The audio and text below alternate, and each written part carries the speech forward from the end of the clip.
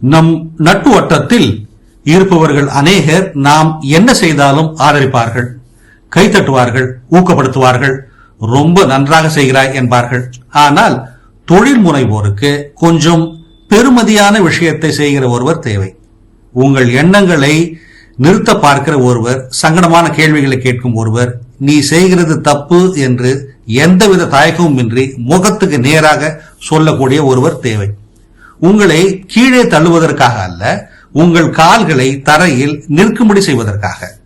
உங்கள் வளர்ச்சி ஆதரவு அளிப்பவர்களினால் மட்டும் உண்டாகாது, நேர்மறையான விமர்சனத்தினாலும் வரும்.